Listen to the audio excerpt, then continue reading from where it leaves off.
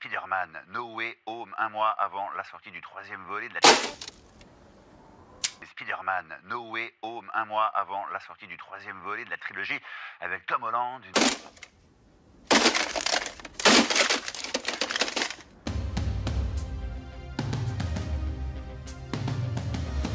Vous le savez, ces dernières années, on en bouffe de la nostalgie, que ce soit en série ou au cinéma. Parfois, c'est plutôt bien réussi dans la forme et dans le fond, et la plupart du temps, c'est clairement de la merde qu'on biberonne au public. Public qui en redemande à condition que la prochaine fois, ce soit encore plus de la merde. Et oui, bien évidemment, je t'invite à aller voir ma vidéo sur No Way Home parce que, c'est plutôt salé. I'm sorry, I should shout. Et de son côté, Cobra Kai, la suite de la saga Karate Kid, s'avère être du bon côté de la barrière parce que, au-delà de faire de la nostalgie, elle fait aussi de l'introspection. Et c'est ce que j'ai décidé de vous montrer aujourd'hui.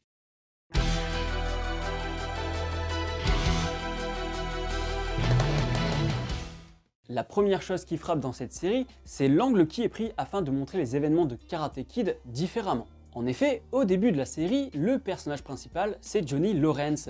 Il est le héros, ou plutôt l'anti-héros. Alors que jusque-là, la saga Karate Kid faisait de Daniel LaRusso le protagoniste sur lequel on se concentrait. Sauf bien évidemment pour Miss Karate Kid, mais honnêtement, le film est vraiment pas bon. Miyagi have much to learn about the girls. Vous me direz, jusque-là, rien de foufou pour dire que c'est une série qui critique les années 80. Sauf que Johnny était l'antagoniste dans le film de John Avildsen, et dans Cobra Kai, il n'est plus question d'en faire le méchant. Ici, on a un personnage qui a subi des traumatismes dans son enfance et son adolescence. Un personnage qui n'arrive pas à se remettre de la défaite lors du tournoi de All Valley. Comme Cobra Kai se vit à travers les yeux de Johnny, on ne voit plus les choses de la même manière. Johnny se place en victime, les flashbacks occultent ses méfaits. De plus, on lui injecte un passé avec un beau-père qui l'humilie. Dès le premier épisode, il paye la caution du héros et on sent qu'il le considère comme un fardeau, expliquant peut-être pourquoi Johnny s'est comporté comme un petit con. On comprend alors qu'il avait quelque chose à prouver et qu'il recherchait une figure paternelle qu'il a trouvée chez John Kreese, qui n'était finalement pas un exemple, ce qui permet d'excuser son comportement dans sa jeunesse. Mais il n'y a pas que ça qui vient changer notre regard sur les personnages de la saga Karate Kid. Daniel, qui a toujours été notre héros, s'avère être devenu un des bourgeois qu'on détestait autrefois. Alors oui, il a tout de même bon fond, mais ça s'apparente à de la pitié quand il revoit Johnny, et il fait de l'argent avec les préceptes de Maître Miyagi, ce qui ne le rend pas si vertueux. Au début, on nous montre une famille qui fonctionne plutôt bien, un peu à l'image de ce qu'on nous montrait dans Karate Kid, et parfois, on découvre une famille dysfonctionnelle, notamment avec Sam qui traîne avec des abrutis. Dans Karate Kid, la mère de Daniel était un pilier, bienveillante, attentionnée, et dans Cobra Kai, c'est une mégère qui vient pour faire des reproches à sa belle-fille. Bien évidemment, au cours de la série, les deux karatékas vont être développés, et donc on va avoir des personnages sympathiques avec leurs failles. Ce qu'il faut retenir de tout cela, c'est qu'il ne s'agit plus de créer un univers manichéen avec les gentils et les méchants, comme on pouvait le faire dans le cinéma d'action des années 80. Et ils se retrouvent confrontés au même problème, ce qui en fait des personnages similaires plutôt que des antagonistes, notamment en tant que figure paternelle, mais aussi en tant que modèle pour la jeunesse. Et puisqu'on parle de la jeunesse, les adolescents de la série vont évoluer, tout comme les deux adultes. Tantôt mauvais, tantôt bons, on assiste à une recherche d'identité bien plus complexe que les gentils gosses d'un côté et les méchants de l'autre, qu'on pouvait retrouver dans Karate Kid. Et cette jeunesse est plutôt intéressante car elle incarne à la fois la nouvelle génération qui découvre l'univers Karate Kid et l'ancienne génération qui, elle, a grandi avec ces personnages. Tout simplement parce que les adolescents de Cobra Kai voient ces deux héros comme modèles, tout comme nous, on voyait en eux des projections de nos problèmes lorsqu'on était ado. Bien évidemment, la majorité d'entre nous s'identifiait à Daniel, mais il y en a quand même quelques-uns qui s'identifiaient à Johnny. The Karate Kid was William Zabka, star pupil of the Cobra Kai dojo. Nous avons la preuve que Barney a écrit Cobra Kai.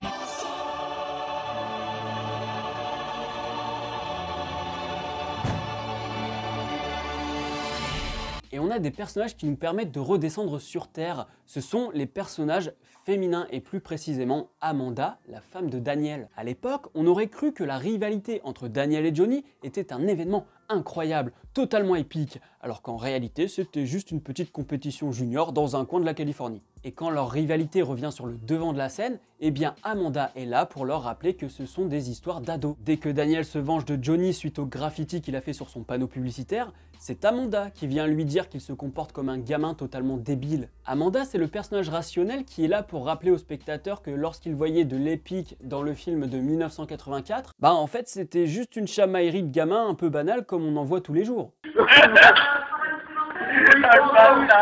Cobra Kai réduit constamment ses protagonistes à de simples humains, là où les années 80 étaient là pour les iconiser, que ce soit le héros ou le némésis. Johnny est l'incarnation des années 80 qui ne sont plus d'actualité, qui sont révolues, qui ne comprennent plus la modernité, allant jusqu'à le faire rouler dans une Firebird sur les rotules qui ne vaut plus rien. Alors évidemment, la série se veut aussi épique et donc il y a de l'enjeu, comme cette baston dans le lycée qui paraît complètement déconnectée du réel puisque normalement elle aurait dû être stoppée par les adultes. De la même manière, la police ne semble pas exister dans cette ville. Et on a carrément des moments qui reprennent les années 80. Dès le premier épisode, on a Johnny qui roule en se rappelant les souvenirs pour en arriver au trauma. C'est un rappel direct à la scène de Rocky IV où notre boxeur est en voiture en train de se remémorer des moments tragiques de sa vie. Mais les moments épiques des adultes sont globalement désamorcés par de l'humour ou alors par des codes qui sont dynamités. Dans la saison 4, on a carrément un training montage qui pour le coup rappelle plutôt Rocky III. Et clairement, Johnny est ridicule. Lorsqu'il frappe dans les vagues, qu'il pousse un mec en trottinette électrique, c'est vraiment n'importe quoi. Donc la série met de l'enjeu et de l'épique afin de continuer à nous faire frissonner, ce qui est logique, mais d'un autre côté, elle est aussi là en tant qu'autocritique de la saga Karate Kid et plus globalement, du cinéma reaganien des années 80. Dans la saison 4, on a le retour de Terry Silver, qui était le grand méchant de Karate Kid 3. Bon, bah là, clairement, c'est à la fois pour faire une critique de Karate Kid 3, mais aussi pour réparer les erreurs de cet opus qui reste le moins bon de la trilogie. Lorsque dans Cobra Kai, Terry Silver explique que son comportement était débile dans les années 80, eh bien nous, en tant que spectateurs, quand on a vu Karate Kid 3, oui, on peut dire qu'il était ridicule et caricatural. Et donc là, le personnage est en train de faire un aveu sur la médiocrité du film. Mais en plus de cet aveu, la série rectifie le tir en donnant une logique à ce comportement.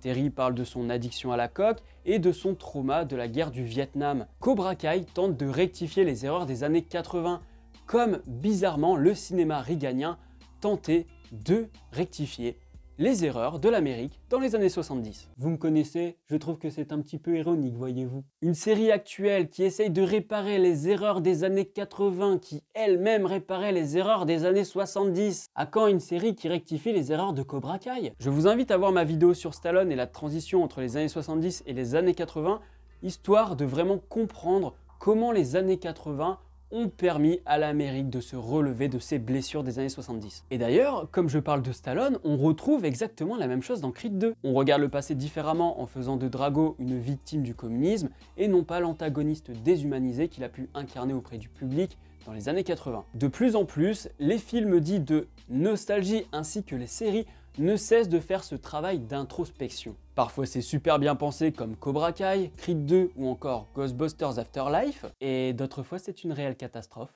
L'introspection s'apparente plus à un doudou qui se regarde le nombril en te rappelant que c'était mieux avant et que c'est pas très utile de faire autre chose. On a même des films qui font des rétrospectives d'une saga qui a à peine 10 ans parce que tu comprends, ça fait du fanservice pour un public qui a la mémoire courte. Cause bien ce type-là. Grave. En tout cas, voilà une des raisons pour laquelle il faut voir Cobra Kai. Parce que certes, c'est une suite d'une saga culte. On peut le voir comme une série qui est là pour faire de la thune, juste en faisant de la nostalgie. Sauf que c'est beaucoup plus que ça, parce qu'elle a l'intelligence d'être dans l'introspection. C'est d'ailleurs pour cette raison qu'il est important de voir les films de la saga. Car même si la série se suffit à elle-même, qu'elle incorpore des flashbacks, des films, afin que le nouveau spectateur ne soit pas perdu, eh bien je trouve que c'est important de les avoir vus parce qu'il y a plein de petites choses par-ci par-là qui vont vous parler uniquement si vous avez vu les films. Et si vous voulez ma critique de la saison 4, c'est disponible sur la chaîne. Merci d'avoir regardé la vidéo, si elle vous a plu, le petit pouce bleu, le partage sur les réseaux sociaux. Ça faisait longtemps que je voulais sortir cette vidéo, elle est enfin là. J'aurais pu en dire beaucoup plus, on fera peut-être un live sur Twitch pour en parler, voilà, j'inviterai des gens. Dites-moi d'ailleurs en commentaire si vous voulez participer à ce live, comme ça je verrai un peu qui j'invite cette fois-ci. Et puis bien évidemment, abonnez-vous à la chaîne si ce n'est pas encore fait et n'oubliez pas d'actionner la cloche pour être alerté des prochaines vidéos. Quant à moi, je vous dis à la prochaine sur la toile. Salut!